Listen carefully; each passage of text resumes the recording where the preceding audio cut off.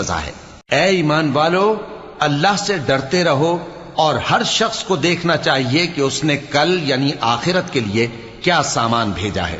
اور ہم پھر کہتے ہیں کہ اللہ سے ڈرتے رہو، بے شک اللہ تمہارے سب اعمال سے خبردار ہے۔ اور ان لوگوں جیسے نہ ہو جانا جنہوں نے اللہ کو بھلا دیا تو اللہ نے انہیں ایسا کر دیا کہ وہ خود اپنے آپ کو بھول گئے۔ یہی لوگ ہیں نافرمان۔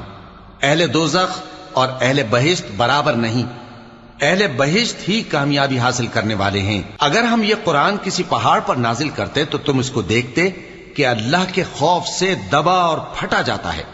اور یہ مثالیں ہم لوگوں کے لیے بیان کرتے ہیں تاکہ وہ غور کریں۔